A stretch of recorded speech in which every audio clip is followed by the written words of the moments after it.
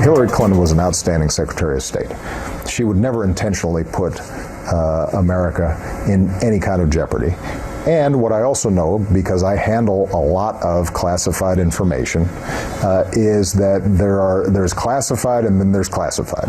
I continue to believe that she has not jeopardized America's national security. President Obama on Fox News Sunday over the weekend defending Hillary Clinton's use of a private email server during her time as Secretary of State. Now, coming out right after the president's pronouncement, an extensive report by Politico claiming that an indictment is not impossible but highly unlikely. The publication comes to that conclusion after reviewing dozens of recent federal investigations for mishandling classified records. Isn't that interesting? Let's bring back our panel. We welcome from Connecticut, former presidential strategist Dick Morris, from Virginia, Craig Shirley, and from Utica, New York, pollster John Zogby. So, Dick, I got to ask you about this. I wouldn't say that Politico coordinated this with the White House. The timing is a bit suspicious, though. But the article, does it just reaffirm facts that people like Hillary Clinton get away scot-free? Well, first of all, let me just comment on what Obama said. He's walking back the parameter. Hillary, in her first press conference, said, "I did not send or receive classified material on my server." Now it's become clear that she at least received over 1,000 classified emails. So now the president is saying there's classified and there's classified. She did not knowingly jeopardize American security. Now that's a completely made-up standard, and Petraeus and Berger and a bunch of others would have been innocent if that were indeed the question. In terms of an indictment of Hillary, I believe the FBI is going to recommend one, and I believe justice will refuse to bring it. And I think that that will cause tremendous controversy, probably some resignations.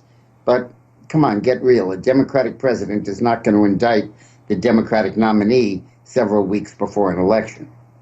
Craig, to the point Dick was making about there's classified and then there's classified, the new Obama rule of what is top secret?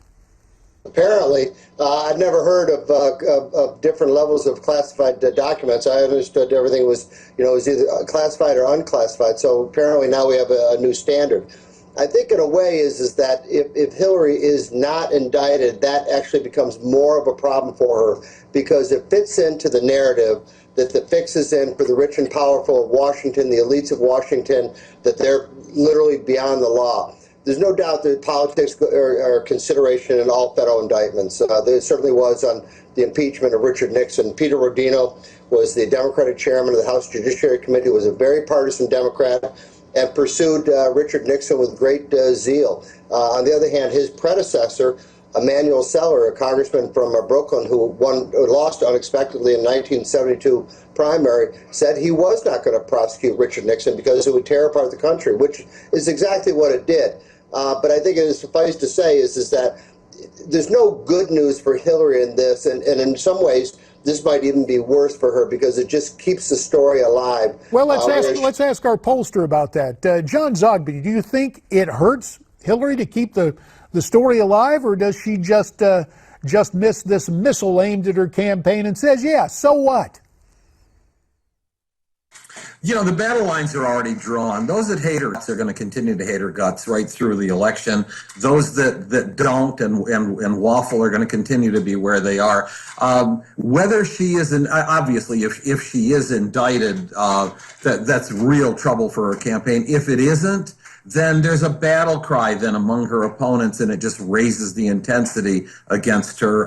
But the intensity against her is already there. One thing interesting about this, even though it would seem demographically and with a lot of what goes on that those involved in comedy often give the Clintons a break, Saturday Night Live did not allow that to happen in the case of Hillary with her subway stop flop.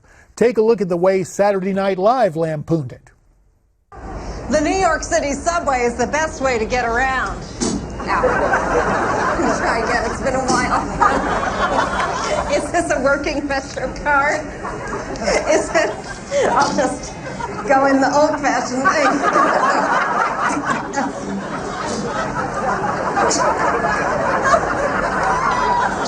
Oh, take a cab. So, lampooning Hillary there, I'm just kind of curious, Dick Morris, does this in a weird way help her likability in some strange way?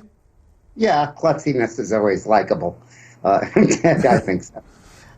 But going back to the issue of Hillary being indicted, I once worked for the governor of Texas, and he was talking about John Connally, the former governor.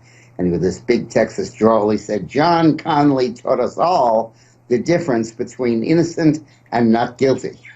And I think that what's going to happen here with Hillary is that if she is not indicted, she is going to cite that as proof of her innocence. She's going to say, look, I was investigated by 176 FBI agents for a year and a half, and they found I did nothing wrong. I was not indicted, so therefore I'm innocent and I'm cleared. And in fact, my virtue is now attested to by the fact that I've been through all of these scandals and nobody's ever indicted me. It's a unique new standard for ethics, but it might be one Hillary might try to use.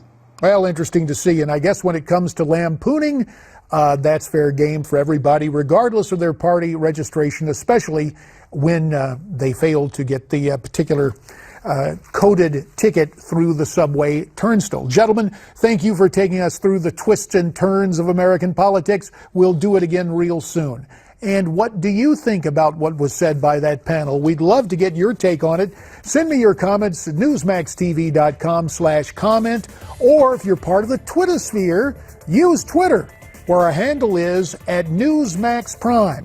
An espionage case when we come back.